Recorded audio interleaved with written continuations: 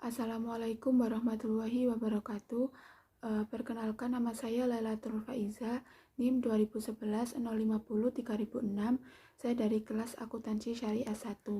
Baik, di sini saya akan mereview sejarah peradaban Islam tentang puncak kemajuan peradaban Islam pada masa pemerintahan dinasti Abbasiyah. Sejarah berdirinya dinasti Abbasiyah tentu tidak terlepas dari sejarah kemunduran dinasti Umayyah.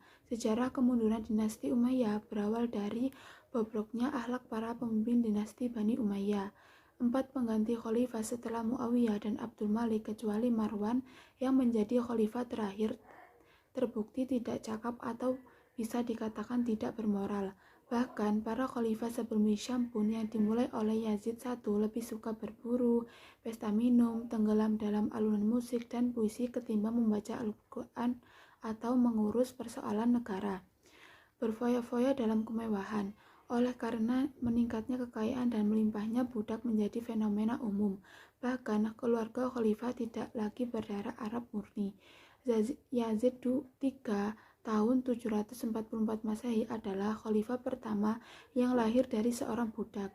Selain itu, pada saat Hisham bin Abdul Malik memerintah pada tahun 105 sampai 125 Hijriah, daulah Islam telah mengalami kemerosotan dan melemah.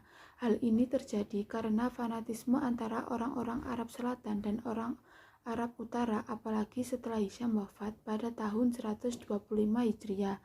Penguasa setelah itu, yakni Walid bin Yazid bin Abdul Malik, dikenal sebagai sosok yang menuruti hawa nafsunya dan tindakan-tindakan yang tidak pantas. Dalam buku Imam Al-Suyuti bahkan dijelaskan bahwa ia merupakan khalifah yang fasik, peminum khamr, dan banyak merusak aturan-aturan Allah. Pada saat Yazid berkuasa, ternyata masalah tidak juga terselesaikan. Gejolak dan pemberontakan terjadi di mana-mana. Tidak ada kata tunggal di kalangan Bani Marwan. Orang-orang Hism memberontak, disusul kemudian oleh penduduk Palestina. Meskipun pemberontakan ini berhasil diredam, ternyata muncul lagi konflik baru antara Qaisyah dan Yamaniyah, terutama di Khurasan. Melihat keadaan semakin kacau, keluarga Abbas pun memanfaatkan situasi dan bergabung dengan pendukung Ali dengan menekankan hak keluarga Hashim, dengan memanfaatkan kekecewaan publik dan menampilkan diri sebagai pembela sejati agama Islam. Para keturunan Abbas segera menjadi pemimpin gerakan anti Umayyah. Kejatuhan dinasti Umayyah semakin dekat ketika terbentuk koalisi antara kekuatan Syiah, Khurasan, dan Abbasiyah yang dimanfaatkan oleh kelompok terakhir untuk kepentingan mereka sendiri. Koalisi ini dipimpin oleh Abu Abbas Yazid al-Abbas, paman Nabi. Di bawah kepemimpinannya, Islam revolusioner bangkit menentang tatanan yang ada dengan menawarkan gagasan teokrasi dan janji untuk kembali ke tatanan ortodoksi. Gerakan untuk mendirikan pemerintahan Bani Abbasiyah pun semakin kuat. Pada tahun 129 Hijriah, mereka memproklamirkan berdirinya pemerintahan Abbasiyah. Namun Marwan menangkap pemimpinnya yang bernama Ibrahim lalu dibunuh. Setelah dibunuh, pucuk gerakan diambil alih oleh saudaranya yang bernama Abu Abbas al-Saffah yang berangkat bersama-sama dengan keluarganya menuju Kufah. Dalam perkembangannya, Daulah Abbasiyah dibagi menjadi 5 periode, yakni periode pertama yang para khalifah Abbasiyah berkuasa penuh. Periode kedua disebut periode pengaruh Turki.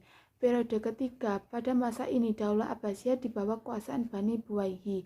Periode keempat, dalam periode ini ditandai dengan kekuasaan Bani Saljuk atas Daulah Abbasiyah. Periode kelima, demikianlah kemajuan peradaban Islam pada masa dinasti Abbasiyah. Selain apa yang diungkapkan terdahulu, masih banyak kemajuan-kemajuan dalam bidang lain seperti bidang kedokteran, filsafat, sastra yang melahirkan ulama-ulama terkemuka seperti Ibnu Sina, Al-Kindi, Al-Ghazali, Al-Farabi, dan lain-lain. Video yang kedua yaitu tentang peradaban Islam pada masa pemerintahan Khulafaur Rasyidin. Khulafaur Rasyidin adalah kekhalifahan pertama yang berdiri setelah wafatnya Nabi Muhammad pada tahun 632 Masehi. Khulafaur Rasyidin berjumlah 4 khalifah, yaitu Abu Bakar As-Siddiq, Umar bin Khattab, Utsman bin Affan, dan Ali bin Abi Thalib. Pada masa kepemimpinannya, Khulafaur Rasyidin memberi kontribusi besar dalam peradaban Islam. Para khalifah yang berkuasa selalu menerapkan nilai-nilai ajaran Islam dalam kepemimpinannya dan mereka dikenal mempunyai perilaku terpuji yang patut diteladani umatnya. Pada masa kejayaannya, Khalifah Rashidin membentang dari Jazirah Arab, Levant, Kaukasus, sebagian Afrika Utara, dataran tinggi Iran, dan Asia Tenggara. Pengertian Khulafa Rashidin berasal dari dua kata, khulafah dan ar-rasyidin. Khulafa adalah bentuk jamak dari khalifah, yang artinya pengganti, pemimpin, atau penguasa yang diangkat setelah Nabi Muhammad untuk melanjutkan tugas beliau sebagai pemimpin agama dan kepala pemerintahan, tetapi bukan sebagai nabi atau rasul. Sedangkan ar-rasyidin adalah bentuk jamak dari ar-rasyid, artinya orang yang mendapat petunjuk. Jadi, menurut bahasa, Khulafa Rasyidin adalah orang yang ditunjuk sebagai pengganti, pemimpin, atau penguasa yang selalu mendapat petunjuk dari Allah. Sejarah Khulafa Rasyidin: setelah Nabi Muhammad wafat, umat Muslim sempat mengalami kebingungan karena beliau tidak meninggalkan wasiat tentang siapa yang akan menggantikannya sebagai pemimpin umat Islam. Hal itu secara tidak langsung memberikan kebebasan kepada umat Islam untuk membuat model pemilihan khalifah. Tidak lama kemudian, sejumlah tokoh Muhajirin dan Ansor berkumpul di balai kota Bani Sa'idah atau Madinah. Mereka memusyawarahkan siapa yang akan dipilih menjadi pemimpin selanjutnya. Musyawarah tersebut berjalan cukup lama karena masing-masing pihak sama-sama merasa berhak menjadi pemimpin umat Islam. Abu Bakar kemudian menengahi dengan mengatakan bahwa umat Islam hendaknya memiliki seseorang yang tidak pernah meminta kekuasaan sesuai dengan ajaran Nabi Muhammad. Akan tetapi Umar bin Khattab menolak dan justru meminta Abu Bakar untuk menjadi pemimpin. Pernyataan Umar bin Khattab pun diamini oleh kaum Muhajirin dan Ansor serta seluruh umat Islam. Dengan demikian, Abu Bakar resmi diangkat menjadi khalifah pertama yang mendapat amanah untuk melanjutkan kekhalifahan Islam pemerintahan Khulafaur Rasyidin. Khulafaur Rasyidin memegang kendali pemerintahan Islam selama kurang lebih 30 tahun, dari 632 Masehi, dan setiap khalifah mempunyai kebijakan berbeda. Abu Bakar As-Siddiq: pada masa pemerintahan Abu Bakar As-Siddiq terjadi perang Riddah atau perang melawan kemurtadan untuk mengatasi perpecahan yang terjadi setelah Nabi Muhammad wafat. Yang kedua, Umar bin Khattab. Ketika Abu Bakar digantikan Umar bin Khattab, Islam mengalami kemajuan sangat pesat.